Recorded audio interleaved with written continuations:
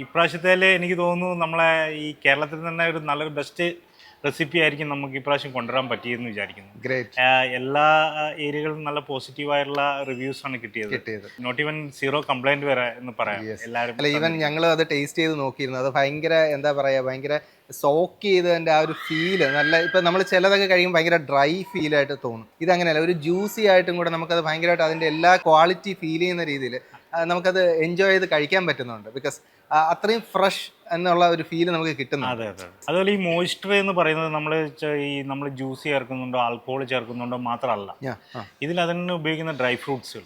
അപ്പൊ നമുക്ക് മോയ്സ്ചർ കൂടുതൽ തരുന്ന ബ്ലാക്ക് റൈസിൻസ്, ഡേറ്റ്സ്, പ്രൂൺസ്, ഇതൊക്കെയാണ് നമുക്ക് എന്ത് ചെയ്യുന്നത് കൂടുതൽ ആ മോയ്സ്ചർ തരുന്നത്. മറ്റേന്ന് പറയുമ്പോൾ നമ്മൾ ഉണ്ടാക്കി വെക്കുന്നു, കുറച്ച് കഴിയുമ്പോൾ ആ മോയ്സ്ചർ പോകും. പക്ഷെ ഇതെന്ന് പറയുന്നത് ഒരു 30-40 ഡേയ്സ് അതിന്റെ കൺസിസ്റ്റൻസി മെയിൻറ്റെയിൻ ചെയ്യും. പിന്നെ എന്ന് വെച്ചാൽ നമ്മളൊരു അഡീഷണൽ ആയിട്ട് ഒരു ആർട്ടിഫിഷ്യൽ ആയിട്ടുള്ള ഇൻഗ്രീഡിയൻസ് ഇതിൽ ചേർക്കുന്നില്ല. ആ നാച്ചുറൽ ആയിട്ട് തന്നെ നമുക്ക് കൂടുതലായിട്ട് ഈ കേക്ക് ഒരു 40-45 ഡേയ്സ് നമുക്ക് നോർമൽ ടെമ്പറേച്ചറിൽ കീപ്പ് ചെയ്യാൻ പറ്റുള്ളൂ. അപ്പോൾ അതൊക്കെയാണ് ഈ ട്യൂണിംഗ് എന്ന് പറഞ്ഞാൽ നോട്ട് ഓൺലി സ്പൈസസിൻ്റെ കാര്യം, ഈ ഡ്രൈ ഫ്രൂട്ട്സിൻ്റെ കാര്യം. അതായത് നമുക്ക് എത്ര ബ്ലാക്ക് റൈസിൻസ് വേണം, എത്ര റെഡ് ചെറി വേണം, എത്ര പ്രൂൺസ് വേണം, എത്ര ബ്ലാക്ക് കറൻസ് വേണം, അങ്ങനെ എല്ലാത്തിനും കറക്റ്റായ അളവ് വെരി ഇമ്പോർട്ടൻ്റ് ആണ്.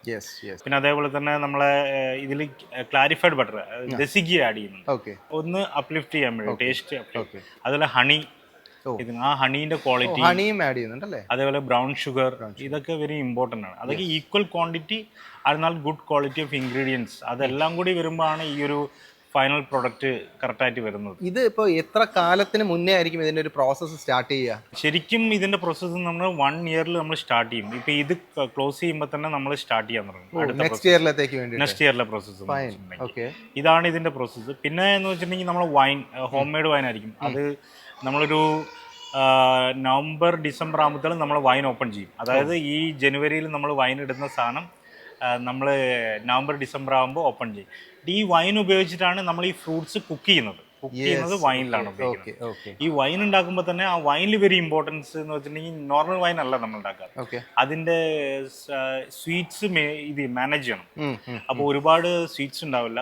അതേപോലെ തന്നെ ഈ വൈൻ്റെ അകത്ത് തന്നെ നമ്മൾ സ്റ്റാർ നൈസ്, നട്ട്മെഗ്, അതേപോലെ സിനമൺ സ്റ്റിക്ക്, അങ്ങനെ കുറച്ച് സ്പൈസസ് ഒക്കെ ഇതിലേക്ക് ആഡ് ചെയ്തിട്ട് ഇതിലേക്കാണ് വരുന്നത്. പിന്നെ അതേപോലെ തന്നെ ഈ വൈനും ഹണി ഉപയോഗിച്ചിട്ടാണ് നമ്മൾ കുക്ക് ചെയ്യുന്നത്. അതിൻ്റെ കുറച്ച് ജ്യൂസുകൾ, ഈ ജ്യൂസിലും വെരി ഇമ്പോർട്ടൻ്റ് എന്ന് പറഞ്ഞാൽ ക്യാൻബറി, ഓറഞ്ച്, ആപ്പിൾ, അങ്ങനത്തെ ഒരു നിശ്ചിത ക്വാണ്ടിറ്റി ഉണ്ട്. ആ റെസിപ്പിയിൽ തന്നെ ഇതിൽ ആഡ് ചെയ്യണം. പിന്നെ ഈ നമ്മളൊരു 6000-7000 കേക്കാണ് നമ്മൾ എല്ലാ വർഷവും ചെയ്യാറുള്ളത്. ഇത് നമ്മൾ ഒരുമിച്ച് ചെയ്യല്ല, ഇതിനൊരു ബാച്ച് റെസിപ്പി ആയിരിക്കും. ഈ ഡ്രൈ ഫ്രൂട്ട്സ് കുക്ക് ചെയ്യുന്നത് നമ്മൾ ഒരുമിച്ചാണെങ്കിലും നമ്മൾ കുക്കിംഗ് ചെയ്യുമ്പോൾ നമ്മൾ ഓരോ ബാച്ചാണ്. അതൊരു 1 വീക്കിൽ നമ്മളൊരു 1000 കേക്ക് ഇതിനുള്ള റെസിപ്പി, അടുത്ത 1000 കേക്ക്, അങ്ങനത്തെ ഒരു ഇതാണ്. ഇത് ഉണ്ടായി കഴിഞ്ഞാൽ തന്നെ നമുക്ക് റസ്റ്റിംഗ് വെരി ഇമ്പോർട്ടൻ്റ് ആണ്. അതേപോലെ തന്നെ ഹണിയും റമ്മും ഉപയോഗിച്ചുള്ള ബ്രഷിങ് വെരി ഇമ്പോർട്ടൻ്റ്. അതാണ് നമ്മൾ എന്താ ചെയ്യുന്ന ഒരു വാലിഡിറ്റി ഇത്ര അധികം കൂട്ടാൻ കാരണം ഈ റമ്മും ഹണിയും കൂടി ചേർത്തുണ്ടാക്കുന്ന ഒരു മാനുവലി ചെയ്യുന്ന ഇതാണ്. അതും 3 ബാച്ചായിട്ട് ചെയ്യുന്നുണ്ട്. അത് നമ്മളൊരു 8 hours റെസ്റ്റ് കൊടുത്ത് ഇങ്ങനെ 3 പ്രാവശ്യമായിട്ട് ചെയ്യുന്നുണ്ട്. ഇതൊക്കെ പ്രോപ്പറായിട്ട് ചെയ്യണം. അപ്പം നമുക്ക് എന്താ പറയുക, ഒരു ടീം തന്നെ ഉണ്ട്. അതായത് നോർമൽ ഓപ്പറേഷൻ ചെയ്യുന്ന ഒരു ടീം വീഡിയോയിൽ കാണുകയാണ്.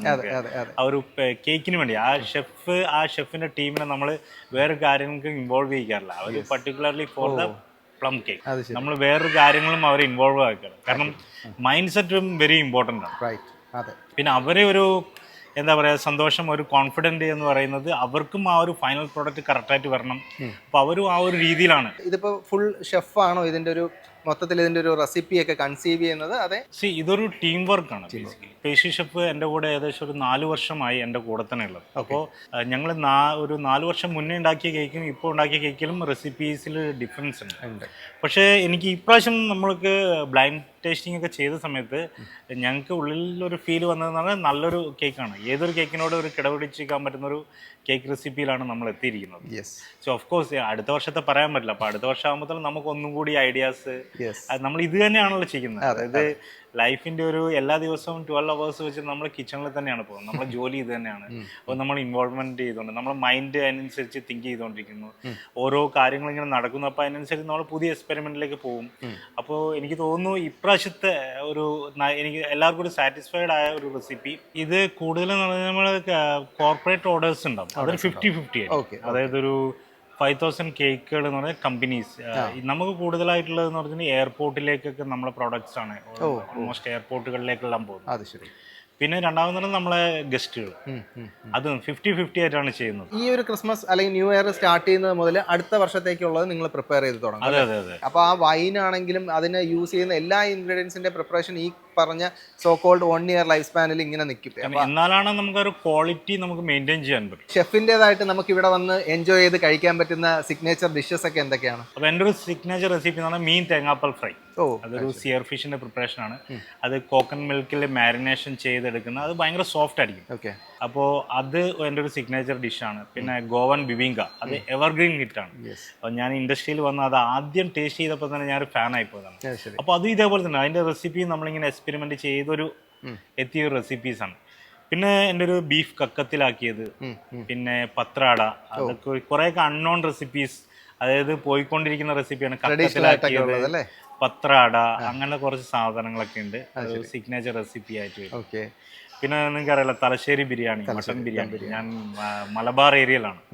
അപ്പോൾ ഇന്നത്തെ കാലത്ത് കല്യാണ വീട്ടുകളിൽ മാത്രമാണ് കിട്ടുന്നത്. അപ്പോൾ ഇവിടെ നേരത്തെ ബുക്ക് ചെയ്ത് വന്നിട്ടുണ്ടെങ്കിൽ നിങ്ങൾക്ക് വേണ്ടി നമ്മൾ തലശ്ശേരി മട്ടൻ ബിരിയാണിൻ്റെ ഒരു വിരുന്നൊരുക്കുന്നത്. ഒരു ഡൗട്ട് എനിക്ക്, ഇത് നമ്മളെ ബേക്കിംഗ് പ്രോസസ്സ് കണ്ടപ്പോൾ തോന്നിയതാണ്. ശരിക്കും റമ്മും മറ്റ് ആൽക്കഹോളും ഇൻഗ്രീഡിയൻസ് യൂസ് ചെയ്യുന്നതിൻ്റെ ഇത് ടേസ്റ്റ് എൻഹാൻസ്മെന്റിനാണോ അതേ മറ്റെന്തെങ്കിലും പർപ്പസ് ഉണ്ടോ? പ്ലം കേക്ക് എന്ന് പറഞ്ഞാൽ ഒരു 2000-3000 വർഷങ്ങൾക്ക് മുന്നേ തുടങ്ങിയൊരു പ്രോസസ്സാണ്. അത് സ്റ്റാർട്ട് ചെയ്യുന്നത് പറഞ്ഞാൽ ജസ്റ്റ് പൊറിജാണ്.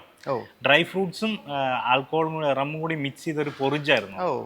അവിടുന്ന് പിന്നെ അതിലേക്ക് ഓരോ റെസിപ്പികൾ വന്ന് ഇപ്പോൾ നമുക്ക് കൂടുതൽ പറയാൻ, ഇന്ത്യയിൽ ആദ്യമായിട്ട് നമ്മളെ പ്ലം കേക്ക് ഉണ്ടാക്കിയത് ആരാന്നറിയോ? ഇല്ല. നമ്മളൊരു തലശ്ശേരിക്കാരനാണ്. അതെയോ? ഇന്ത്യയിൽ ആദ്യം തലശ്ശേരിക്കാരനാണ്. അവിടെ എന്ന് പറഞ്ഞിട്ടുണ്ടെങ്കിൽ അന്ന് ഉപയോഗിച്ചിരുന്നത്, നമ്മൾ ഇന്ന് വൈനാണെങ്കിൽ അന്ന് ഉപയോഗിച്ചത് ടോഡിയാണ്. അപ്പൊ അവിടുന്ന് സ്റ്റാർട്ട് ചെയ്താണ് ഈ എക്സ്പെരിമെന്റ്സുകൾ. ഒരുപാട് ഷെഫുകൾ ഇതിന്റെ ബേക്കിൽ എഫേർട്ട് ഇടുന്നുണ്ടാവും, ഒരുപാട് എക്സ്പെരിമെന്റ് ചെയ്യുന്നുണ്ടാവും.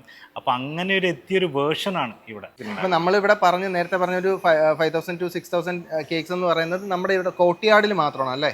കോട്ടിയാടില്. പിന്നെ കുറെ പ്രോപ്പർട്ടികൾ നമ്മൾ നോർമൽ പ്ലം കേക്ക് ഉണ്ട്. നോർമൽ പ്ലം കേക്ക് എന്ന് പറഞ്ഞാൽ അവർ വാണിജ്യ ആവശ്യങ്ങൾക്ക് വേണ്ടി കൂടുതലായിട്ട് ഉപയോഗിക്കുന്നത്, അതായത് അവർക്ക് ഷോപ്പുകളിൽ വെക്കാനുള്ള കാര്യങ്ങൾ.